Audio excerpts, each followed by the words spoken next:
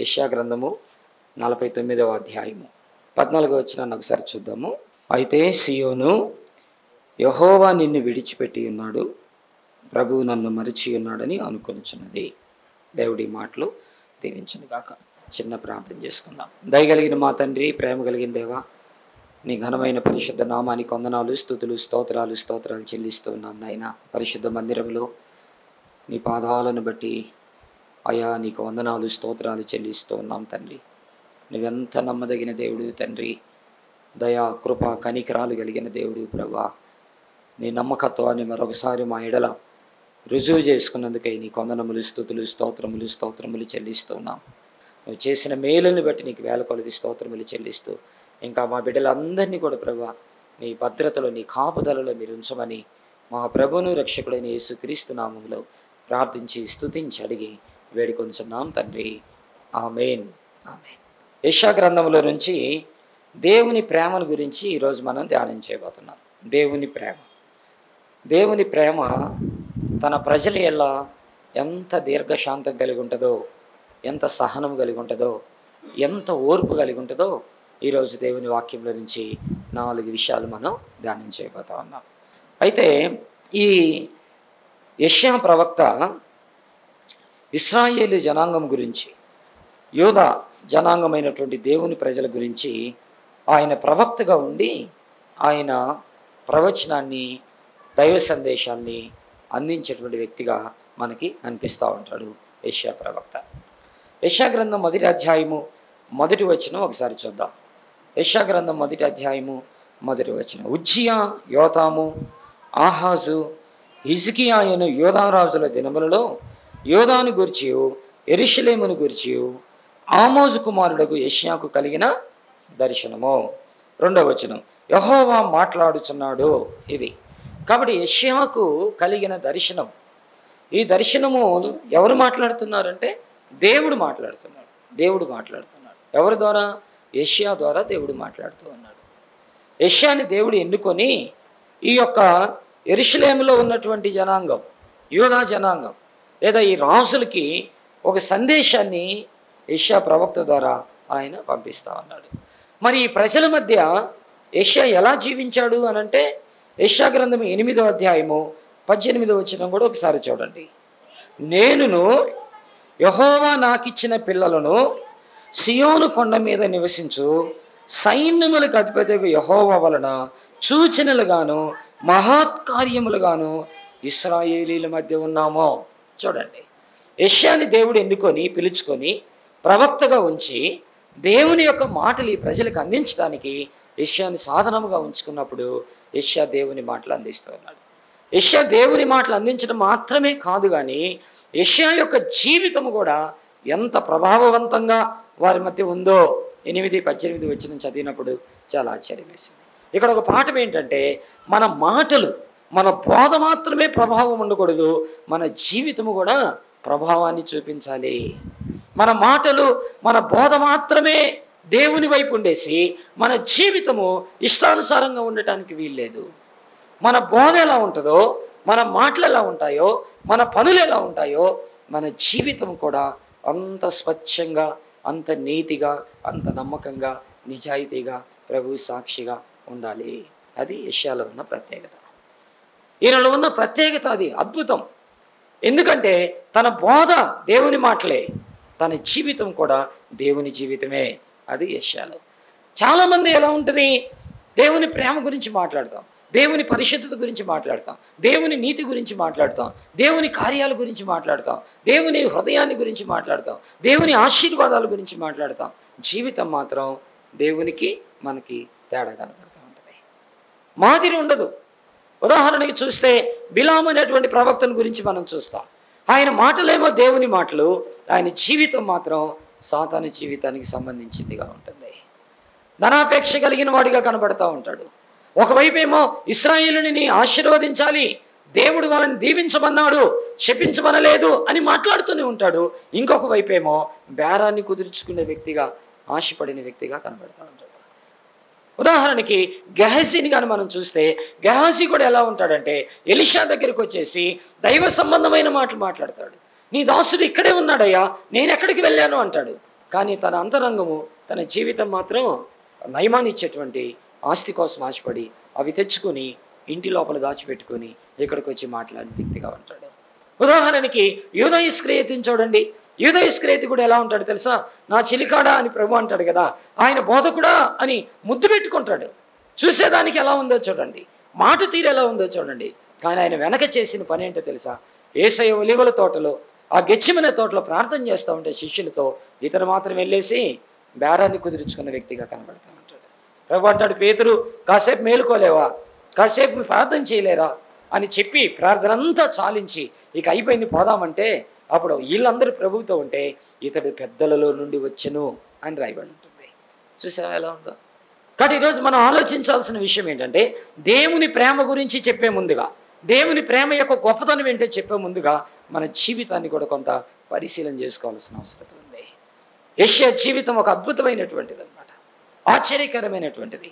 దేవుని మాటలు ఎలా బోధిస్తాడో, దేవుని మాటలు ఎంత ఖచ్చితంగా వివరిస్తాడో, ఎంత ఖచ్చితంగా దేవుని సందేశాన్ని తీసుకొని వస్తాడో అంత ఖచ్చితంగా అదే పవిత్రతతో, అదే యథార్థతతో, అదే నమ్మకంతో ఆయన జీవిత విధానాన్ని కూడా కొనసాగించుకున్నాడు యెషయా. అంతేకాదు, ఆయనలో లోపం కనబడినప్పుడు ఆ లోపాన్ని ప్రజలకు తెలిస్తే ఏమనుకుంటారో అని కప్పిపెట్టుకోవాలని ప్రయత్నం చేయలేదు. ఆ లోపాన్ని బహిరంగంగా ప్రభువు దగ్గర ఒప్పుకొని క్షమాపణ అడిగిన వాడిగా కూడా యెషయా కనిపిస్తాడు. యెషయా గ్రంథం 6వ అధ్యాయంలో ఆయన అంటాడు, అయ్యో నేను నశించిపోతుని, నేను అపవిత్రమైన పెదవులు గలవాడిని అని ఒప్పుకుంటాడు. చూసారా ఎంత అద్భుతం? చూడండి, ఆయన జీవితంలోకి ఆయన చూసుకున్నప్పుడు, లేదా దేవుని యొక్క ముఖాన్ని ఆ సింహాసనం మీద చూసినప్పుడు, ఆయన పవిత్రతను చూసినప్పుడు, ఆయన ఘనతను చూసినప్పుడు, ఆ దేవదూతలు కెరూబుల యొక్క స్తుతిగానాలను వినినప్పుడు యెషయా అంటాడు, అయ్యో నేను అపవిత్రమైన పెదవులు గల. తప్పుకోలేదు, ఒప్పుకున్న వ్యక్తిగా యెషయా ప్రవక్త కనిపిస్తూ ఉంటాడు. ఇంకొక మాట కూడా చెప్పమంటారా? యెషయా తన జీవితాన్ని మాత్రమే చక్కబెట్టుకోవటం కాదు, తన పిల్లల జీవితాన్ని కూడా చక్కబెట్టాడు, తన కుటుంబాన్ని కూడా చక్కబెట్టాడు. చాలామంది అనుకుంటారు, నా భక్తి ఏంటో, నా రక్షణ ఏంటో, నేనేంటో, చాలే అమ్మయ్యా ఇంక నేను పరలోకానికి వెళ్తాను కాబట్టి నాకేం పర్వాలేదు అనుకోవటం కాదు. నీ కుటుంబమే నీ సంఘం, అది మర్చిపోవద్దు. వారి యొక్క భారం నీ మీద ఉంది, వారిని రక్షించాల్సిన పని నీ మీద ఉంది, నీ కుటుంబాన్ని కాపాడుకోవాల్సిన పని నీ మీద ఉంది. వాళ్ళు నరకానికి వెళ్లకుండా, దేవునికి దూరం అవ్వకుండా, దేవునికి శత్రువులుగా మారకుండా, సమాజంలో దేవునికి ఉపయోగపడకుండా ఉండటానికి వీల్లేదు. నీ కుటుంబం రక్షింపబడాలి, నీ కుటుంబం సేవ చేయాలా, నీ కుటుంబం ప్రభు కోసం బ్రతకాలా, పరలోకంలో ఉండేటట్టుగా సిద్ధపరచుకోవాల్సిన అవసరం కూడా ఉంది. యెషయా భార్య గురించి రాస్తారు, ఆమె ప్రవక్తిని అని రాస్తారు. యెషయా పిల్లల గురించి రాశారు, వాళ్ళు ఎలాంటి వాళ్ళంటే సియోను పర్వతముల మీద దేవుని సూచనలుగా ఇశ్రాయేలీ జనాంగానికి ఉన్నారు అని రాశాడు. చూసారా ఈ మాటలు? ఈరోజు ఏంటో తెలుసా? మన బోధే కాదు, మన మాటలే కాదు, మన జీవితం బాగుండాలి. మన జీవితమే కాదు, మన కుటుంబం బాగుండాలి. మన కుటుంబమే కాదు, మన సమాజం కూడా ప్రభు కోసం సంపాదించాలి, ప్రభు కోసం బ్రతకాలి, దేవునికి అప్పగించుకోవాలి. మన జీవితాలు దేవుని చేతిలో పెట్టాలి. దావీదు అంత గొప్ప వ్యక్తే, రాజు అయిన తర్వాత నాకేం పర్వాలేదు అనుకోలేదు ఆయన. నాకేం పర్వాలేదు, ఫైనాన్షియల్గా వెల్ సెటిల్డ్ అనుకోలేదు ఆయన. ఆయన ఏం చేస్తాడు అంటే, సమూయేలు 2వ గ్రంథం 7వ అధ్యాయము రండి, 7వ అధ్యాయము 18వ వచనం నుంచి 29వ వచనం వరకు కానీ మీరు చదివితే అక్కడ కొన్ని మాటలు చెప్తాను నేను. ఆయన ఏమన్నాడు చూడండి. దావీదు రాజు లోపల ప్రవేశించి, ఈ లోపల ప్రవేశించనే మాట నన్ను ఆలోచింపజేసింది. లోపలంటే మందిరంలోకి వెళ్ళాడా? మందిరం లేదు కదా, ఇంకా అప్పటికి చర్చి కట్టలేదు కదా. దావీదు కట్టాలనుకున్నాడు కానీ దేవుడు నువ్వు కట్టొద్దు, నీ చేతులు రక్తాన్ని చిందించాయి కాబట్టి నీ కుమారుడితో కట్టిస్తానన్నాడు. కాబట్టి మందిరం లేదు. మరి ఎక్కడికి వెళ్ళి ఉంటాడైనా? దావీదు ఎక్కడికి వెళ్ళి ఉంటాడు? దావీదు రాజు లోపల ప్రవేశించంటే తన ఇంటినే దేవాలయంగా మార్చుకున్నాడు. తన ఇల్లు ఒక మందిరం. ఈరోజు ఈ మాటను కూడా మనము పరిశీలన చేసుకొని ఈ మాటలోకి మనల్ని తొంగి చూడాలి. మన గృహాలు దేవాలయముగా ఉన్నాయా? మన గృహాలు దెయ్యపు ఆలయాల్లాగా ఉన్నాయా? కొన్ని గృహాల్లో సమాధానం ఉండదు, నెమ్మది ఉండదు. కొన్ని గృహాల్లో తగాదలు, భార్యాభర్తల మధ్య అన్యోన్యత ఉండదు, ఐక్యత ఉండదు. కొన్ని గృహాల్లో తల్లిదండ్రులు పిల్లలకి అసలు సంబంధమే ఉండదు. కొన్ని గృహాల్లో బూతులు, చెడ్డ మాటలు. కొన్ని గృహాల్లో ఆ కుటుంబాల గురించి ఈ కుటుంబాల గురించి చెవులు కొరుక్కుండే పనే. ప్రార్థన చేద్దామే, పాటలు పాడదామే, దేవుని స్తుతిద్దామే అనేటువంటి ఆలోచన కొన్ని గృహాల్లో ఉండదు. కొన్ని గృహాల్లో అసలు మనుషులు ఉన్నారా, లేదా ఇది సమాధుల తోట అన్నట్టుంటుంది అనమాట. మౌనం కొన్ని గృహాల్లో, ఎవ్వరూ మాట్లాడుకునే వాళ్ళు ఉండరు. అన్నం ఆకలేసినప్పుడు ఆ ప్లేట్లు పరుచుకోవటం అంతవరకే, ఇంకా మిగతాదే ఉండదు. తాళాలు వేస్తారు, కారు ఎక్కుతారు, తాళాలు వేస్తారు, ఆటో పిలుస్తారు, తాళాలు వేస్తారు, నడుచుకుంటారు, మళ్ళీ వెళ్ళిపోతారు. అందరితో ఊరందరితో పలకరిస్తాం, కానీ ఇంట్లో ఒకళ్ళొకళ్ళు పరుచుకునే పరిస్థితి కొన్ని గృహాల్లో కనబడదు. అసలు సమాధానబంధమైనటువంటి మాటలు, ప్రేమ కలిగిన మాటలు, ఆర్థిక విషయాలు కానీ, ఆత్మీయ విషయాలు కానీ, ఆరోగ్య విషయాలు కానీ, సంఘ విషయాలు కానీ, సేవ విషయాలు కానీ అసలు ఆ సందర్భమే రాదు కొన్ని గృహాల్లో, సందర్భమే రాదు.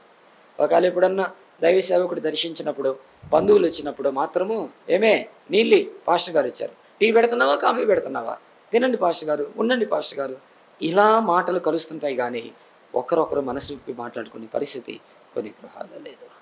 ఏంటి ఆ గృహాలు? వాటిని ఏమనొచ్చు? బైబిల్ ఏం చెప్తుంది? నీతిమంతుని గుడారంలో రక్షణ గురించిన సునాదములు వినబడిన వాక్యం తెలియజేస్తూ ఉంది. అపొస్తలుల కార్యం 12:12 ఏం రాయబడింది? మార్కు తల్లి అయిన మరియ ఇంట్లో ప్రార్థనా పరులు చేరున్నారు. అక్కడ చేరి అక్కడ ప్రార్థన చేస్తూ ఉన్నారు. మార్తా మరియల గృహంలో యేసు ఆయన శిష్యులు ప్రవేశించారు. అకుల ప్రిస్కిల గృహంలో పౌలు ప్రవేశించాడు ఆ ఇంట్లోకి. వారు సేవ గురించిన సంభాషణ జరిగేది, వారి మధ్యలో సేవ గురించిన విషయాలు మాట్లాడుకునేవారు. జకరియా ఎలిజబెత్ గృహంలో సేవ ఆరాధన జరిగేది, సేవ ప్రణాళికలు జరిగేది మన గృహాల్లో. ఈరోజు మన గృహాలు ఏంటి? ప్రార్థన ఉందా? అసలు మాట్లాడుకుంటున్నామా? కొన్ని గృహాల్లో బార్లుగా మార్చబడిన గృహాలు కూడా ఉన్నాయి. కొన్ని గృహాల్లో ఫ్రిడ్జ్ లోపల చూస్తే మందు బాటిల్ ఉంటాయి అన్నమాట. కొన్ని గృహాల్లో ప్యాకెట్ ఆడుకునే వాళ్ళు ఉన్నారు. కొన్ని గృహాలు వ్యభిచార గృహాలుగా మార్చబడుతున్నాయి, దొంగ గృహాలుగా మార్చబడుతున్నాయి, సమాధుల తోటలుగా మార్చబడుతున్నాయి. అలా కాదు మన గృహాలు, అలా కాదు. అలా ఉండటానికి వీల్లేదు. దేవుడు అందుకోసంగా చేసింది. ఒకరొకరు కొట్టుకోవడం కోసమో, ఒకరొకరు కోసమో, ఒకరొకరు అవమానపరచడం కోసమో, ఒకరొకరు ఎవరి దారి వాళ్ళు చూసుకోవడం కోసమో కాదు దేవుడు కుటుంబాలను కట్టింది, దేవుడి గృహాలను కట్టింది. అందుకు కాదు. అక్కడ దావీదు లోపల ప్రవేశించి ఎక్కడికి వెళ్ళి ఉంటాడు? తన ఇంట్లోకి వెళ్ళాడు. ఆయన దావీదు రాజు లోపలికి వెళ్ళిపోయాడు. తన ఇంట్లోకి వెళ్ళి ఏం చేస్తున్నాడు ఒకసారి చూడండి. యెహోవా సన్నిధిని కూర్చుండి ఇలాగ మనవి చేసిన. ఎక్కడ యెహోవా సన్నిధి అండి? తన ఇంట్లో యెహోవా సన్నిధి అంట. ఎంత బాగుందో కదా ఈ మాట. ఇది చదవగానే నాకు ఎక్కడికి వెళ్ళిపోయానో తెలుసా? ఆదికాండం 12వ అధ్యాయంలోకి వెళ్ళిపోయాను. 9వ వచనంలో అబ్రహాము హాయికి బేతేలికి మధ్య గుడారం వేసి ఆ గుడారంలో బలిపీఠం కట్టి అక్కడ యెహోవాకు ప్రార్థన చేసిన అని. చూసారా? తన గుడారం ఎలా ఉందో తెలుసా? దేవుని సన్నిధి, బలిపీఠం ఉంది అక్కడ. ఒక గుడారం వేసి ఆ గుడారంలో బలిపీఠం కట్టేశాడంట. ఎంత ఆశ్చర్యం వేసిందండి, ఎంత ఆశ్చర్యం వేసింది.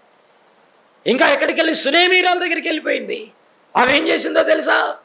తన గృహంలోకి దైవజనుని ఆహ్వానించింది. గనురాల దగ్గరికి వాళ్ళకు ఇంట్లోకి వెళ్ళిపోయింది. ఆమె ఏం చేసింది? తన ఇంటి పైన ఒక గది వేసింది. దైవజనుని పిలిచి, నువ్వు దేవుని యందు భయభక్తులు గలవాడవని నాకు అర్థమైపోయింది. నువ్వు ఈ మార్గంలో వెళ్తూ వస్తూ ఉన్నప్పుడల్లా మా ఇంట్లో కూర్చో, అన్నం తిను, విశ్రాంతి తీసుకో అని ఒక టేబుల్, ఒక బల్ల కదా, ఒక ల్యాంపు, అవన్నీ పెట్టేసి గృహం. చూసారా? ఈరోజు మన గృహాలు ఏంటి? యెహోవా సన్నిధిని కూర్చుండి. దేవుని సన్నిధి మన గృహాల్లో కనబడుతుందా? బలిపీఠాలు మన గృహాల్లో కనబడుతున్నాయా? రక్షణ సునాదాలు మన గృహాల్లో వినబడుతున్నాయా? ప్రేమ, ఆప్యాయత, అనురాగాలు మన గృహాల్లో కనబడుతున్నాయా? ఆదికాండం 18వ అధ్యాయంలో సింధూరు వృక్షం దగ్గర అబ్రహాము కూర్చొని ఉన్నప్పుడు ఆ గడప దగ్గర ఏం జరిగిందంట? దైవజనులు 3 రాగానే ఇంటిలోకి ఆహ్వానించాడంట. ఆతిథ్యం ఇచ్చే గృహముగా కనబడుతుంది అది. ఆతిథ్యం ఇచ్చే గృహముగా. ఆతిథ్యం ఉంది లోపల. కొన్ని గృహాలు ఇంకా ఉన్నాయి. ఆదికాండం 19వ అధ్యాయంలో లోతు గృహం ఉంది. లోతు గృహం ఏముంది? మౌనం. లోతు గృహంలో మాటలు లేవు. లోతు గృహంలో ఖాళీగా ఉంది. ఎందుకంటే దైవజనులు అన్నారు, నీ పిల్లలేరి తీసుకొని రా అంటే బయటికి వెళ్ళాడు పిల్లల్ని పిలవటానికి ఆ సమయంలో. కానీ గృహాల్లో ఇంట్లో మనుషులే ఉండరు. అసలు ఇంట్లో మనుషులే ఉండరు. ఎవరి పని వాళ్ళే. పిల్లలు ఎప్పుడు వస్తారో తెలియదు, భర్త ఎప్పుడు వస్తాడో తెలియదు, భార్య ఎప్పుడు వస్తుందో తెలియదు, బంధువులు ఎప్పుడు వస్తారో తెలియదు. అసలు ఎవరికెవరికి సంబంధాలు ఉండవు.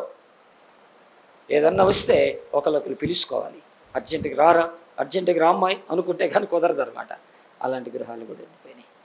కానీ దావీదు రాజు అని రాశాడు. దావీదు రాజు లోపల ప్రవేశించి యెహోవా సన్నిధిని కూర్చుండి ఇలాగ మనవి చేశారంటే ఏమని, నా ప్రభువా యెహోవా, ఇంతగా నీవు నన్ను హెచ్చించుటకు నేను ఎంతటి వాడును, నా కుటుంబం ఏ పాటిది, ఇంతగా చేసినదంతయు నీ దృష్టికి కొంచెమై. తన గృహాన్ని ఎలా మార్చుకున్నాడో ఒకసారి ఆలోచించాలి. కాబట్టి ఇప్పుడు యెషయా దగ్గరికి వెళ్దాం. యెషయా ఏంటంట, తను అంటున్నాడు తన భార్య ప్రవక్తిని అయితే తన పిల్లలు సూచనలుగా మారిపోతే అతను తన మాటలే కాదు, తన జీవితమే కాదు, తన పిల్లలే కాదు, తన భార్యే కాదు, తన మొత్తము కూడా దేవునికి సూచనలుగా, ఇశ్రాయేలు ప్రజల పక్షాన దేవుని దూతలుగా, దేవుని ప్రజగా, దేవుని జనాంగముగా వారు కనబడిన తీరు ఎంత అద్భుతం అండి, ఎంత అద్భుతం. ఆ యెషయా ప్రవక్త దేవుని ప్రేమను గురించి రాశాడు. 4 మాటలు చెప్తున్నాను. ఆ యెషయా ప్రవక్త దేవుని ప్రేమను గురించి రాశాడు. ఏం రాశాడు? దేవుని ప్రేమ ఏంటి, ఆయన ప్రేమ ఎలాంటిది, ఎలాంటి పరిస్థితులు ఆయన మనల్ని ప్రేమిస్తున్నాడు అని దేవుని వాక్యంలో ఆలోచించినప్పుడు ఈ యెషయా గ్రంథంలో రాయబడిన మాటల్లో మొదటి అధ్యాయం కానీ మనం కానీ చూస్తే, మొదటి అధ్యాయంలో ఈ ఇశ్రాయేలు జనాంగము, యూదా జనాంగము ఎలా ఉన్నారయ్యా అంటే వారి గురించి చూడండి. 2-3 మాటలు చదువుదాం. చదివితే ఇంకా బాగుంటుంది, మనకు ఆధారాలతో ఉంటుంది.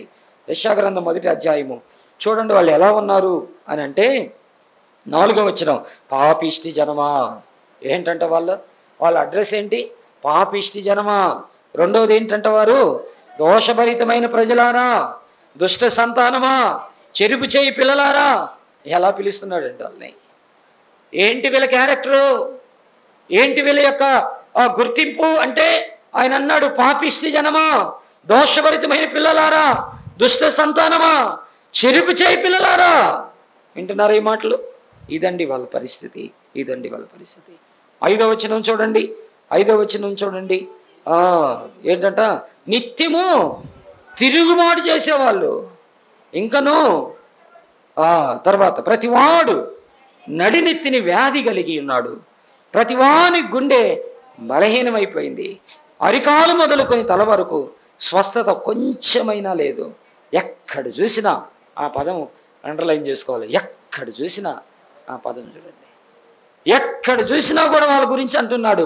ఎక్కడ చూసినను గాయములు, దెబ్బలు, పచ్చి పుండ్లు. ఇదండి పరిస్థితి. ఎక్కడ చూసినా కూడా. ఈరోజు మన జీవితాన్ని అలా విడగొట్టి చూడండి. ఆత్మీయ జీవితంలో గాయాలున్నాయా? ఆర్థిక జీవితంలో గాయాలున్నాయా? కుటుంబ జీవితంలో గాయాలున్నాయా? పర్సనల్ లైఫ్లో గాయాలున్నాయా? లేదా దేవుని మహిమ ఉందా? ఎక్కడ చూసినా కూడా అనే పదం చూడండి. లేదా ఆర్థికంగా వెల్ సెటిల్, ఏమి ఇబ్బంది లేదు, సఫిషియెంట్గా డబ్బులున్నాయా? పోనీ గృహం చూస్తే మంచి ఇల్లుందా? ఉద్యోగం, మంచి ఉద్యోగం ఉందా? అన్నీ బాగుండి ఒకవేళ నీ ఆత్మీయ జీవితంలోకి చూస్తే ఏమైపోయిందంట? గాయాలా? ఒకసారి ఆలోచించు. ఇశ్రాయేలు జనాంగం గురించి ఎక్కడ చూసినా కూడా అనే పదము, ఎక్కడ చూసినను గాయములు, దెబ్బలు, పచ్చి పండ్లు. దేవుడు మాట్లాడుతున్నాడు. ఇదా మనస్థితి. ఇలాంటి జనాంగం. అట్లని ప్రార్థన కూడా ఉంది వాళ్ళకి. అట్లని పండుగలు చేస్తారు వాళ్ళు. అట్లని నైవేద్యాలు అర్పిస్తారు వాళ్ళు. బలులు అర్పిస్తారు వారు. ఎక్కడ చూసినా గాయాలే, ఎక్కడ చూసినా పచ్చి పుండ్లే. అవి మెత్తన చేయబడలేదు, పిండలేదు, కట్టబడలేదు. ఇలాంటి పరిస్థితి ఉన్నా కూడా వాళ్ళ జీవితం ఎలా ఉందో తెలుసా? 11వ వచనం నుంచి రాస్తాడు. యెహోవా సెలవిచ్చిన మాట ఇదే అని విస్తారమైన బలులు అర్పిస్తూ ఉన్నారంట వారు. 12వ వచనం 2వ లైను, నా ఆవరణములు తొక్కమంటే మందిరానికి వెళ్తారు వారు. 13వ వచనం, నైవేద్యం అర్పిస్తారు వారు, బలులు అర్పిస్తారు వారు, పండగలు చేస్తారు వారు. కానీ జీవితం మాత్రం సరిగా లేదు. ఇవన్నీ ఉన్నాయి. ఈరోజు క్రైస్తవ సంఘాలు, క్రైస్తవ కుటుంబాలు, యవనస్తులు ఎలా మారిపోయారు? సేవకులు, నాయకులు. మేము కూడా అంటే ఆచారపరమైనటువంటి భక్తి కార్యక్రమాలకి అలవాటు పడిపోయాం. ఆదివారము దేవుని సన్నిధికి వెళ్ళాలి, నెల మొదటి జీతము దశమ భాగం ఇవ్వాలి, ఉద్యోగం వస్తే ఫస్ట్ శాలరీ దేవునికి ఇవ్వాలి, మీటింగ్స్ జరిగితే పరిచర్య జరిగించాలి, ఏదైనా ఎక్స్ట్రా యాక్టివిటీస్ ఉంటే స్పెషల్ ఆఫరింగ్స్ అర్పించాలి, ప్రార్థన చేయాలి. దేవునికి కావలసినవి తీసుకొని రావాలని ఆచారపరమైనటువంటి ఉన్నాయి, కానీ ఆత్మ సంబంధమైన విషయాలలో బలహీనులైపోయారు. దేవుడిది గమనించాడు వాళ్ళని. ప్రజలు అనుకుంటున్నారు ఇశ్రాయేలీలు బాగా ప్రార్థన చేస్తున్నారే, ఇశ్రాయేలీలు బాగా పండుగ చేస్తూ ఉన్నారే, ఇశ్రాయేలీలు బాగా బలులు అర్పిస్తూ ఉన్నారే, ఇశ్రాయేలీలు చాలా కట్టుదిట్టంగా అన్ని కార్యక్రమాలు చేస్తున్నారే అని సంతోషపడుతుంటే దేవుడు అంటున్నాడు, అసలు నా మందిరానికి రమ్మంది ఎవరు, అసలు మీరు బలి ఇవ్వమంది ఎవరు, మీ ప్రార్థన చేయమంది ఎవరు, ఈ నాకు ఎక్కసమైపోయింది అన్నాడు. ఎందుకు అలా అన్నాడు తెలుసా? చూడండి దేవుని వాక్యంలోని యెషయా గ్రంథం 1వ అధ్యాయము 16వ వచనం, మీ చేతులు రక్తముతో నిండి ఉన్నవి.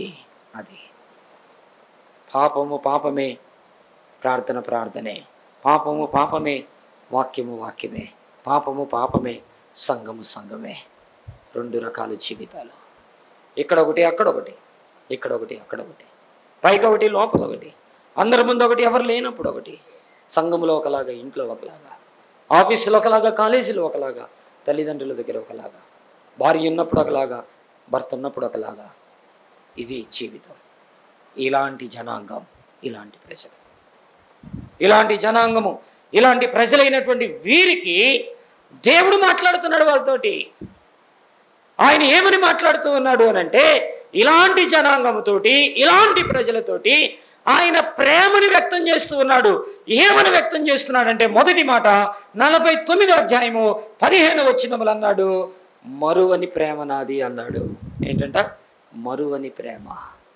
మీరు మర్చిపోయారు పవిత్రత, మీరు మర్చిపోయారు ప్రార్థన, మీరు మర్చిపోయారు భక్తి, మీరు మర్చిపోయారు బలులు, మీరు మర్చిపోయారు మందిరాన్ని, మీరు మర్చిపోయారు నన్ను, కానీ నేను మాత్రం మిమ్మల్ని మర్చిపోలేదు, నేను మిమ్మల్ని మరువలేదు అని ఆయన మరువని ప్రేమని చెప్పడానికి ఆయన అల్టిమేట్గా లోకంలో నుంచి ఏం తీసుకున్నాడంటే ఒక తల్లిని తీసుకున్నాడు. ఆయన తల్లిని తీసుకున్నాడు.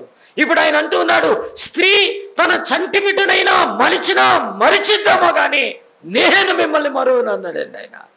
ఎంత ప్రేమ అండి దేవుడికి మన మీద. ఈ నూతన మాసములో ప్రవేశించిన మనం ప్రభు నీతో అంటున్నాడు, నువ్వు మర్చిపోయావేమో, కానీ దేవుడు అంటున్నాడు, నేను నిన్ను మర్చిపోలేదు అన్నాడు. మనం ఆయన్ని మర్చిపోయి ఆయన మర్చిపోయాడు అనుకుంటున్నాం, మనం ఆయన్ని పట్టించుకోకుండా ఆయన పట్టించుకోలేదు అనుకుంటున్నాం, మనం ఆయనకి ఏమి చేయకుండా ఆయన మనకు చేయలేదు అనుకుంటున్నాం. కానీ దేవుడు అంటున్నాడు, మీరు నేను మర్చిపోయారు అనుకుంటున్నారా? కాదు కాదు కాదు, మీరు నన్ను మరిచారు, నేను నిన్ను మరవలేదు. ఎలా మరవలేదంట? స్త్రీ అన్న బిడ్డను మరిస్తే మరిచిద్దామో కానీ నేను మాత్రం మిమ్మల్ని మరవను అన్నాడు. తల్లి మరవగలదా బిడ్డని? మరిచిద్దా అంటే కోవెలకుంటలో ఒక ఉదాహరణ నేను చూశాను. కోవెలకుంట్ల చర్చిలో మీటింగ్స్కి పిలువబడ్డాను. ఆ మీటింగ్స్కి వెళ్ళినప్పుడు అక్కడ ఒకళ్ళు సాక్ష్యం చెప్పారు. ఆ సాక్ష్యం ఏంటి అని అంటే, ఆ సాక్ష్యంలో చెప్తున్నాను, ఒక కొత్త సినిమా వచ్చిందంట.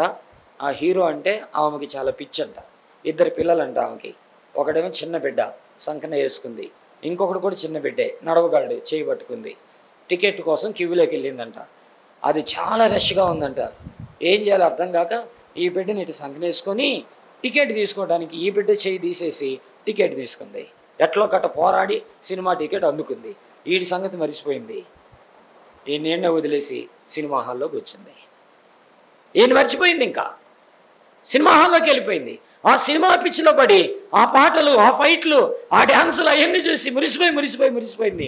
ఈడ బిడ్డ బయట ఏడుస్తూ ఉంటే ఆ టికెట్ కౌంటర్ల నుండి వాడు చూసి ఈ బిడ్డ ఎవరా అని ఆ యొక్క హాల్ మేనేజర్కి చెబితే వాళ్ళు తీసుకొని వెళ్ళి వాడిని ఆఫీస్ రూమ్లో పెట్టి వాడికి పాప్కార్న్ కొనిపించి, బిస్కెట్లు కొనిపించి, సోడా కొనిపించి సినిమా అయిపోయిందాక వాడిని కాపాడిన తర్వాత అప్పుడు సినిమా అయిపోయినాక అనౌన్స్ చేశారంట, ఒక బిడ్డ తప్పిపోయాడు, ఆ బిడ్డ ఈడున్నాడు మా దగ్గర, ఎవరు బిడ్డ తీసుకెళ్ళండి అనౌన్స్ చేశాడంట. ఆమె చెప్పిన సాక్ష్యం ఇది.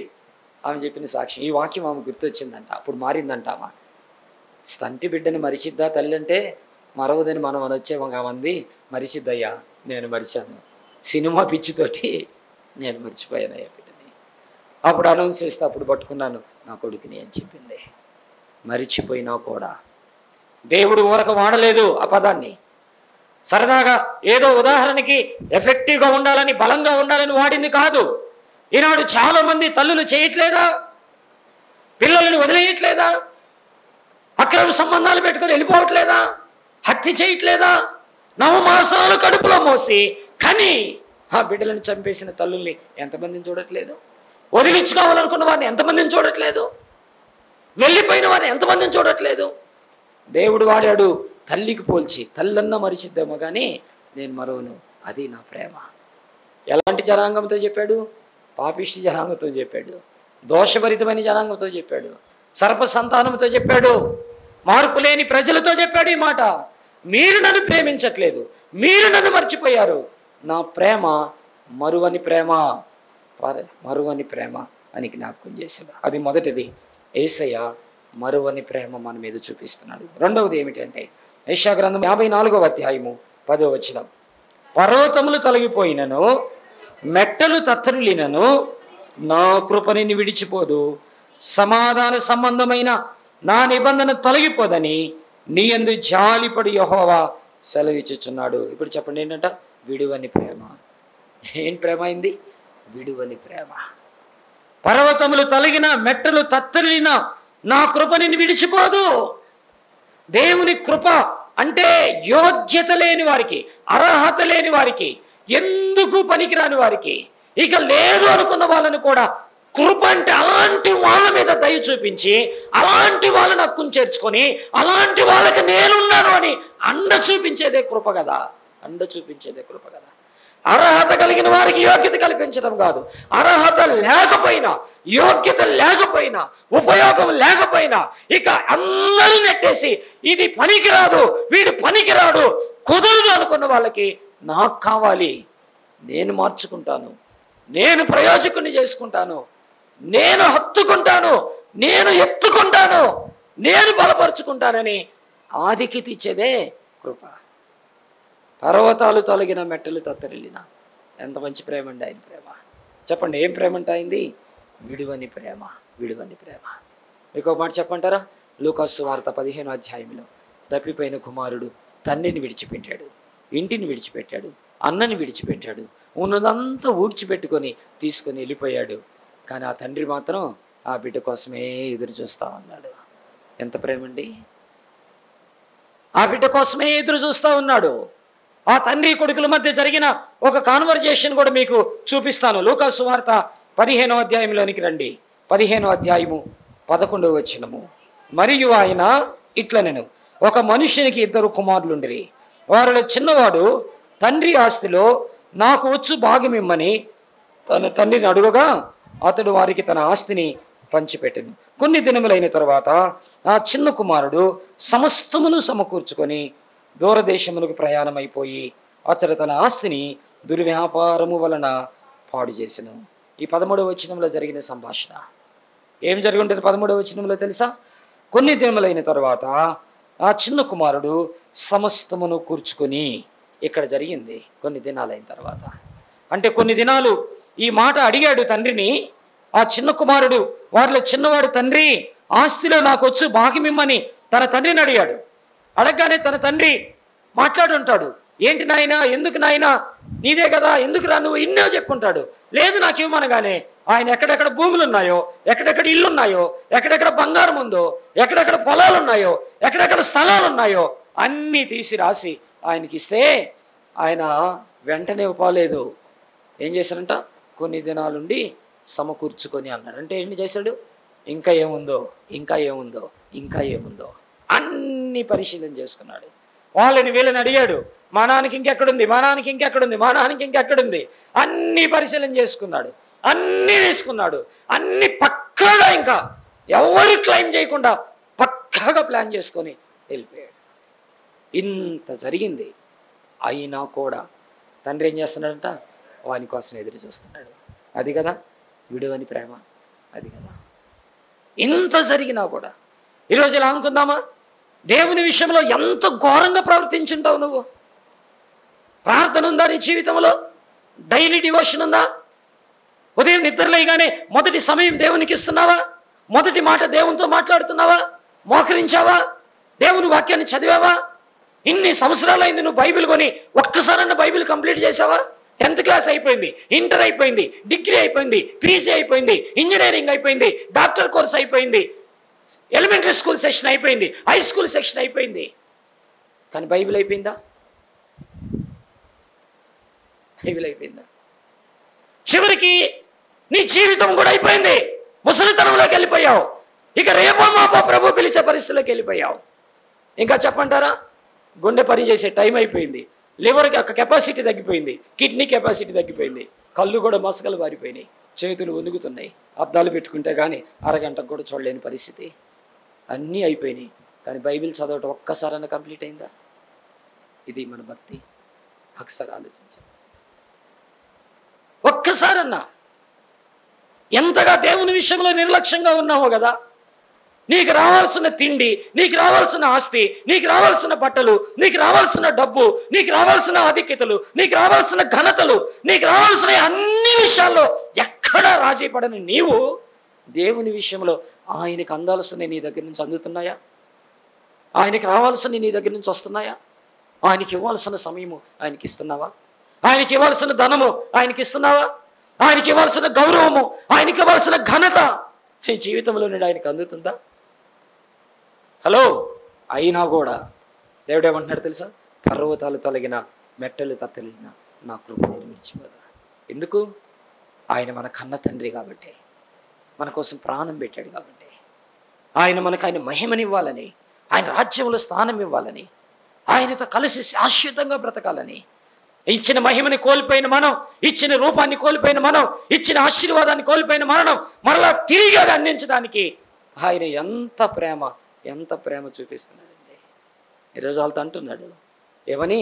పర్వతాలు తొలగిన, మెట్టలు తత్తలిన నాకు విడిచిపోదా. ఈ తప్పిపోయిన కుమారుడు కోసమే ఆయన ఎదురు చూస్తూ ఉన్నాడు. అయితే బుద్ధి వచ్చినప్పుడు వాడు, నా తండ్రి యొద్దకు ఎంతోమంది కూలి వండ్రకు అన్నం సమృద్ధిగా ఉన్నది, నేనైతే ఇక్కడ ఆకలికి చచ్చిపోవచ్చున్నాను. నేను లేచి నా తండ్రి యొద్దకు వెళ్ళి, తండ్రి, నేను పరలోకమునకు విరోధముగాను నీ ఎదుటను పాపం చేసి తిని. ఈ మాట కూడా మనం అండర్లైన్ చేసుకొని, నీ ఎదుట పాపం చేసి తిని అనే పదం చాలా ముఖ్యమైన పదం. అది అంటే ఏం చేశాడు తెలుసా? వాళ్ళ నాన్నని నోటికి వచ్చినట్టు మాట్లాడుంటాడు కదా. కన్న తండ్రిని పట్టుకొని నోటికి వచ్చినట్టు మాట్లాడుంటాడు. చిన్న ఎందుకు రానంటే ఎందుకేంది అనేసి అంటాడు. ఈరోజు చాలామంది ఉన్నారుగా, తల్లిదండ్రులు నోటుకు వచ్చినట్టు మాట్లాడే వాళ్ళు లేరా? చాలామంది ఎంత మాట పడితే అంత మాట. బో సంపాదించేవులయ్యా, బో ఇచ్చేవులయ్యా, పెద్ద గొప్పలయ్యా, చిన్న చిన్న పదాలే. కానీ నీ తండ్రి గుండెని ఎంత కోసేస్తాయో, ఎంత పిండేస్తాయో తెలుసా మనకి? నీ తల్లి హృదయాన్ని ఎంత నలిపేస్తుందో నీ మాటలు నీకు అర్థమవుతుందా? కొంతమంది భార్యలు భర్తల్ని మాట్లాడే మాటలు, నువ్వు కాబట్టి తెచ్చావులయ్యా సంబడం. ఒక మామిడి పండు తెచ్చావు, పెద్ద తేక కదా, మామిడి పండు కోసం భర్తను మాట్లాడేవాళ్ళు లేరా? తాత్కాలికమైన వస్తువుల కోసం, చీర కోసం, దండ కోసం, బొట్టు కోసం, వీటి కోసం మాట్లాడేవాళ్ళు లేరా? కొన్నిసార్లు ఇంట్లో సరుకులు అయిపోతేనే ఎన్ని మాటలు అంటారో అసలు. మీ నాన్న ఇప్పటికి తేవాళ్ళే, మనం పస్తులేలే, ఇంకా ఆయన తెస్తాడు, నువ్వు తింటావు, తిందాంలే చూద్దాం అని మాట్లాడే మాటలు చిన్నయే, గాయాలు పెద్దయి. నీకోసం జీవితాన్ని సమర్పించుకొని త్యాగం చేసి తన ఇంటిని, తన ఇంటి పేరుని, తన ఊరిని అన్నీ వదిలేసి నీ ఇంట్లోకి వచ్చి నీ భార్యని పట్టుకొని నువ్వు మాట్లాడే మాటలు ఎంత గుండె కోత తెలుసా వాళ్ళకి? ఆలోచించావా? అయినా ప్రేమిస్తానే ఉన్నారు, అయినా నీ గడపలోనే ఉన్నారు, అయినా నీ కౌగిట్లోనే ఉన్నారు, అయినా నీ పిల్లలకి కాపరిగానే ఉన్నారు, అయినా నీకు అన్నం వండి పెడుతున్నారు. ఆలోచించావా ఎప్పుడన్నా? దేవుడి విషయంలో కూడా ఎలా ఉన్నాం? ఈ ఇశ్రాయేలు జనాంగము విగ్రహారాధికులు అయిపోయారు, అన్యులతో కలిసిపోయారు, కారు ద్రాక్షాలు కాశారు, ఆయన ఏడిపించారు, గాయపరిచారు, బాధ పెట్టారు. అయినా కూడా ప్రభు అంటున్నాడు, ఇదిగో పర్వతాలు తొలగిన, మెట్టలు తత్తరిల్లిన నేను విడిచిపెట్టనన్నాడు. తప్పిపోయిన కుమారుడు తండ్రిని ఎంతగా వేధించాడో కదా. నీ ఎదుట పాపము చేసి తిని అనే పదం గుర్తుపెట్టుకోండి, ఎప్పుడైనా ధ్యానం చేయండి ఆ విషయంలో. ఆ తర్వాత ఇంకొక వచనం కూడా చదువుతున్నాను, 18వ వచనం చూడండి.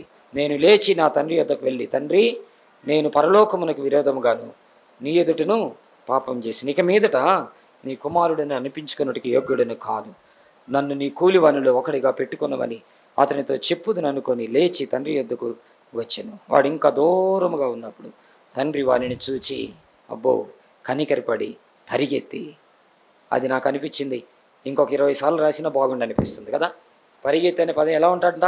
పరిగెత్తి పరిగెత్తి పరిగెత్తి పరిగెత్తి పరిగెత్తి పరిగెత్తి పరిగెత్తి పరిగెత్తి పరిగెత్తి కదా.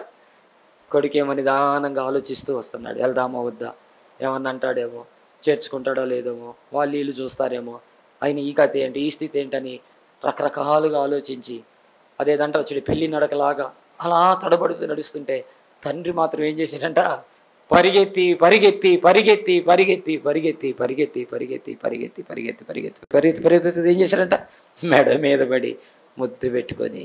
అదండి ఆయన ప్రేమ, యేసయ్య ప్రేమ. అదే అర్థమైందా నీకు?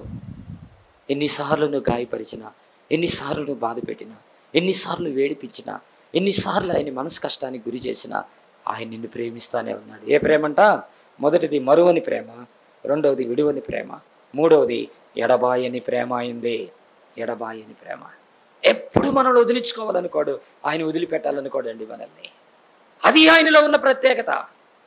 ఆయనలో ఉన్న ప్రత్యేకత ఏంటంటే మనల్ని వదిలించుకోవాలని కానీ మనల్ని వదిలిపెట్టాలని కానీ ఏ కోశాన్ని కూడా ఆలోచన చేయడు ఆయన. ఏ కోశాన్ని కూడా ఆలోచన చేయడు.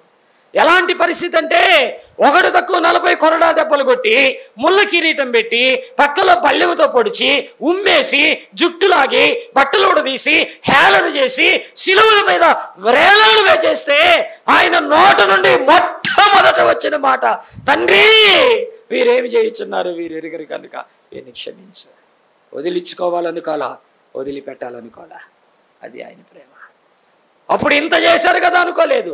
చివరికి ఆయనను కొట్టి దూషించి అవమానపరిచిన వాడు తన ప్రక్కనే ఉంటే వాడిని చూసి అంటున్నాడు, ఒక చిన్న పదం పలకగానే నేడి నీవు నాతో కూడా పరదేశంలో ఉంది అన్నాడు.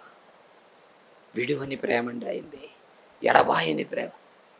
ఎంత నిన్ను నన్ను హత్తుకోవడానికి, నీతో నాతో కలిసి బ్రతకడానికి మన పాపాలన్నీ ఆయన మీద వేసుకొని పాపిగా మార్చబడ్డాడండి ఆయన. అవసరమైతే ఆ పరమ తండ్రి చెయ్యైన వదులుకున్నాడు. 4వ మాటలు ఏమన్నాడు, నా దేవా నన్నెందుకు చెయ్యి. ఆ చెయ్యి వదలటానికి ఆయన ఇష్టపడ్డాడు కానీ నిన్ను వదిలిపెట్టడానికి ఇష్టపడలేదు ఆయన. అది ఆయన ప్రేమ. నిన్ను ఎడబాయటానికి ఇష్టపడలేదు ఆయన. యెషయా గ్రంథం 46వ అధ్యాయము 3-4 వచనాలు.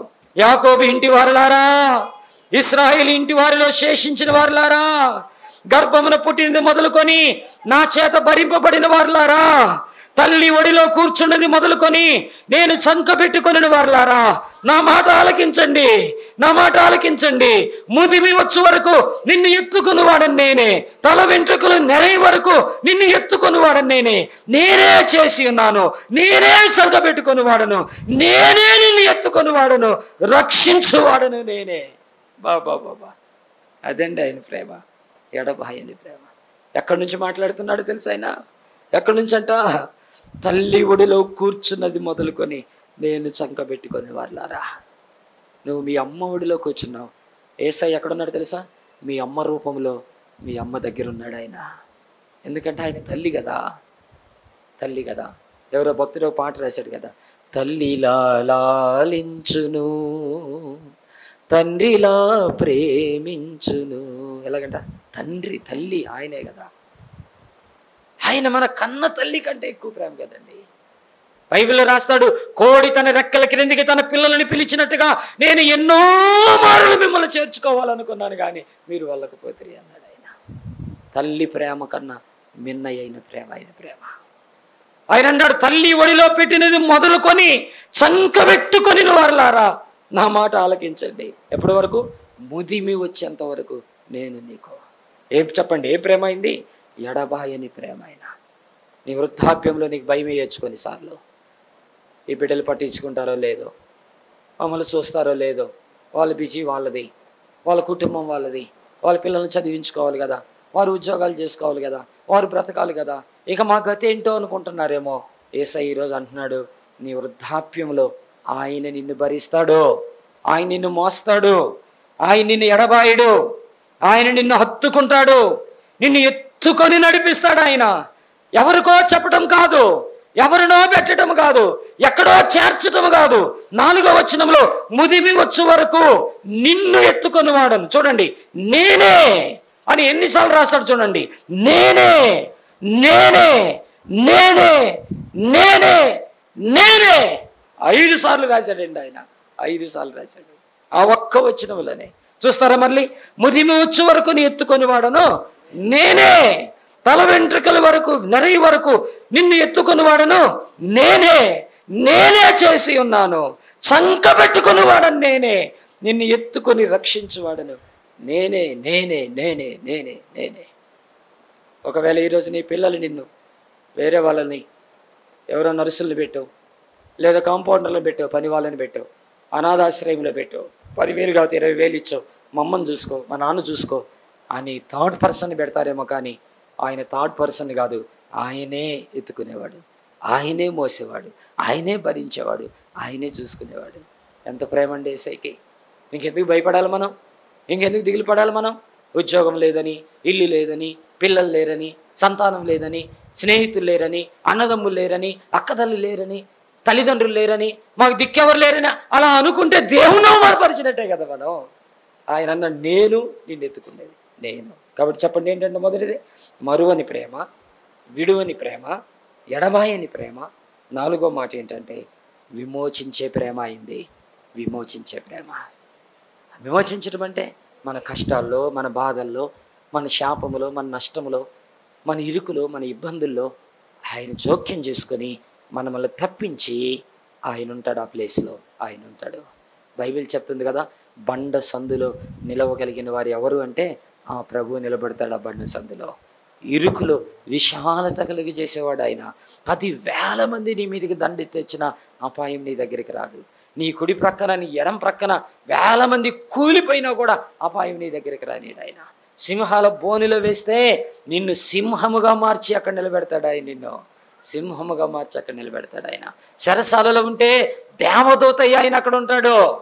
అగ్నిగుండంలో ఉంటే ఆయన కూడా మహిమ గల అగ్ని రూపంలో వచ్చి నీతో సంచరిస్తాడు ఆయన. వదిలిపెట్టే దేవుడు కాదు. ఇశ్రాయేలీయులతో ఏమన్నాడు తెలుసా? గద్ద తన పిల్లల్ని రెక్కల మీద మోసినట్లు నేను మిమ్మల్ని మోసుకొని వచ్చాను అన్నాడు ఆయన. ఆయన ఏమన్నాడు తెలుసా? పగలు మేఘస్తంభముగా, రాత్రి అగ్ని స్తంభముగా మీకు ముందుగా ఉండి నడుస్తాను అన్నాడు ఆయన. మోషే అన్నాడు, నువ్వు మాతో రావాలి ప్రభు అంటే నేను వస్తాను మీతో అన్నాడు ఆయన. ఎక్కడ దాకా వచ్చాడండి? చెరసాల్లోకి వచ్చాడు, అగ్నిగుండంలోకి వచ్చాడు, ఆయన బానిస దేశంలోకి వచ్చాడు, అరణ్యంలోకి వచ్చాడు, సముద్రంలోకి వచ్చాడు, యోర్దాను నదిలోకి వచ్చాడు, ఎరికో గోడల్లోకి వచ్చేసాడు. నువ్వు ఎక్కడంటే అక్కడ ఆయన మనతో ఉంటాడండి. ఆ ప్రభు ఏమన్నాడంటే 43వ అధ్యాయం యెషయా గ్రంథం 1వ వచనం నుంచి చూడండి ఏం రాశారు. అయితే యాకోబు, ఈ మాట ఎంత బాగుందో కదా, ప్రేమగా చదువుకున్న మాట. అయితే యాకోబు, నిన్ను సృజించిన వాడు యెహోవా, ఇశ్రాయేలు నిన్ను నిర్మించిన వాడు ఇలాగ సెలవిచ్చుచున్నాడు. ఎవరో తెలుసా? నిన్ను సృజించిన వాడు, నిన్ను నిర్మించిన వాడు చెప్తున్న మాటలు ఇవి. వాళ్ళు వీళ్ళు చెప్తున్న మాటలు కాదు, పాస్టర్ గారు చెబుతున్న మాటలు కాదు ఇవి. నిన్ను సృజించిన వాడు, నిన్ను నిర్మించిన వాడు చెప్తున్న మాటలు ఇవి. తల్లి గర్భంలో భిన్నముగా రూపించిన వాడు చెప్తున్న మాటలు ఇవి. మట్టి తీసుకొని బొమ్మగా చేసి జీవవాయువును ఊదిన వాడు చెప్తున్న మాటలు ఇవి. నీలో ప్రాణం పోసిన వాడు చెప్తున్న మాటలు ఇవి. నేను బ్రతికించి గట్టెక్కించి కాపాడి నడిపిస్తున్నవాడు చెప్తున్న మాటలు ఇవి. ఏమన్నాడు? అయితే యాకోబు, నిన్ను సృజించిన వాడు యెహోవా, ఇశ్రాయేలు నిన్ను నిర్మించిన వాడు ఇలాగ సెలవిచ్చుచున్నాడు. ఏంటంట? నేను నిన్ను విమోచించి ఉన్నాను, భయపడకమో, పేరు పెట్టి నిన్ను పిలిచాను. అబ్బాబాబా, ఈ మాట చూడండి. యు ఆర్ మైన్, నీవు నా సొత్తు, యు ఆర్ మైన్. చాలదండి ఈ మాట. ఇంకా ఏమనుకుంటున్నావు నువ్వు? యు ఆర్ మైన్, నా సొత్తు నువ్వు,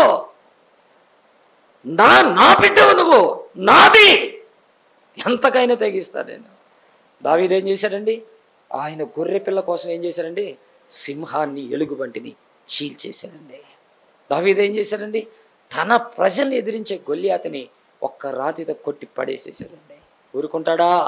ఊరుకుంటాడా దేవుడు? తన ప్రజల్ని బాధ పెడుతున్నటువంటి ఐగుప్తు విషయంలో దేవుడు ఊరుకున్నాడా? తన ప్రజల్ని బాధ పెడుతున్నటువంటి బబులోను విషయంలో దేవుడు ఊరుకున్నాడా? తన ప్రజల్ని బాధ పెట్టినటువంటి మిద్యాను, మోయాబీల విషయంలో దేవుడు ఊరుకున్నాడా? దేవుడు ఏమన్నాడు తెలుసా? మోయాబు నేను కాళ్ళు కడుక్కొని పల్లెము అన్నాడు ఆయన. ఊరుకుంటాడా దేవుడు? ఊరుకోడు. ఈ వారెవరు? నా దానికి నా వాడివి నువ్వు. ఏమన్నాడు ఇప్పుడు చూడండి, 2వ ఆ భాగంలో చూడండి ఏమన్నాడు? నేను నిన్ను విమోచించి ఉన్నాను, భయపడకము, పేరు పెట్టి నిన్ను పిలిచాను, నీవు నా సొత్తు. చూడండి, నీవు జలములలో పడి దాటినప్పుడు నేను నీకు తోడయ్యుందును. నదులలో పడి వెళ్ళినప్పుడు అవి నీ మీద పొర్లి పారవు. నీవు అగ్ని మధ్య నడుచున్నప్పుడు కాలిపోవు, జ్వాలలు నిన్ను కాల్చవు. యెహోవానగు నేను నీ దేవుడును, ఇశ్రాయేలు పరిశుద్ధ దేవుడనైనా నేనే నిన్ను రక్షించువాడును. నీ ప్రాణరక్షణ క్రయధనముగా ఐగుప్తునిచ్చి ఉన్నాను, నీకు బదులుగా కూషును షేబాని ఇచ్చి ఉన్నాను. నీవు నా దృష్టికి ప్రియుడివైనందున గనుడు అయితివి. ఇప్పుడు చెప్పండి, నేను నిన్ను ప్రేమించుచున్నాను. అదండి మన దేవుడు. ఎలాంటి ప్రేమ అండి? మరువని ప్రేమ, విడివని ప్రేమ, ఎడబాయని ప్రేమ, విమోచించే ప్రేమ అయింది. ఎవరికి హలో హాయ్ అని చెప్పి వెళ్ళిపోవటం కాదు. అగ్ని ఉందా, అగ్ని కాలకుండా చేస్తాడు. నదులున్నాయా, మునిగిపోకుండా చేస్తాడు. ఐగుప్తుందా, దాని అంతు బయటికి తీసుకొస్తాడు. కూషు ఉందా, దాని ఎముకలు ఇరిచి నీ విషయంలో ఆయన నిన్ను బయటికి తీసుకొని వస్తాడు. ఇంకా ఏం రాశాడండి? నీకు బదులుగా కూషును షేబాని ఇచ్చినాను. షేబా ఉందా, దాని నడుము వంచి నిన్ను బయటికి తీసుకొని వస్తాడు. ఎవ్వరు నిన్నేం చేయడానికి వీల్లేదు. కారణం ఏంటి? యు ఆర్ మైన్, నువ్వు నా వాడివి, నా దానివి. నేనెవరు? నీ దేవుడను. అది ఆయన చెప్పిన మాట. నేను నీ దేవుడును, నీవు నా దానివి, నా వాడువు. కాబట్టి ఇక నువ్వు భయపడద్దు, ఇక నువ్వు దిగులు పడద్దు, ఇక నువ్వు కలవరపడద్దు, ఇక నువ్వు కృంగిపోవద్దు, చెంగిపోవద్దు. నేనున్నాను నీకు. ప్రభు నీతో మాట్లాడుతున్నాడు. నా ప్రియమైన దేవుని బిడ్డలారా, దోషభరితమైన జనమైన, సర్పసంతానమైన, పాపం చేసిన, దుష్టత్వంలో ఉన్న, ఆయన్ని ఏడిపించిన, పాడు చేసిన, ఈరోజు ఆయన ఏమంటున్నాడు తెలుసా? నువ్వు నాకు కావాలి, నా ప్రేమను అర్థం చేసుకో, నా ప్రేమ తెలుసుకో, నేను నిన్ను ప్రేమిస్తున్నాను, నా కోసం నువ్వు బ్రతుకుతావా? ఆయన అడుగుతున్నాడు ఈరోజు మనల్ని. తల్లి మరిచిద్దేమో కానీ నేను మరవను అన్నాడు. పర్వతాలు తొలగి మెట్టలు తత్రిలినా కూడా నేను విడిచిపోను అన్నాడు. అంత గొప్ప దేవుడు మనకున్నప్పుడు ఈరోజు మనం ఎలా ఉన్నామో పరిశీలన చేసుకుందామా? పైకి భక్తి ఉండి లోపల శక్తి లేని వారిగా ఉన్నామా? లేదా లోపల ఒకలాగా పైన ఒకలాగా బ్రతుకుతున్నామా? లేదా దేవునికి ఇవ్వాల్సిన ఘనత, ఇవ్వాల్సిన మహిమ, ఇవ్వాల్సిన గౌరవం, ఇవ్వాల్సిన సమయం ఆయనకి ఇస్తున్నామా లేదా పరీక్షించుకుందాం. అందరం తల ఉంచుదాం, కళ్ళు మూసుకుందాం, చిన్న ప్రార్థన చేసుకుందాం. మనమున్న స్థలంలో నిలబడదాం. దయగలిగిన మా తండ్రి, మీకు వందనాలు చెల్లిస్తున్నాం ప్రభా. అయ్యా, మీ ప్రేమ ఎంత గొప్పదయ్యా. దేవుని ప్రేమ తన ప్రజల విషయంలో ఎలా ఉందో మీరు జ్ఞాపకం చేసినందుకు వందనాలు చెల్లిస్తున్నాం. ఆ ప్రేమకి మేము కృతజ్ఞత కలిగి ఉండటానికి సహాయం చేయండి. మీకోసం జీవించాలని తీర్మానించుకున్న బిడ్డలందరినీ మీకు అప్పగించుకుంటూ యేసు నామములో స్తుతించి వేడుకొంచున్నాం తండ్రి. ఆమేన్.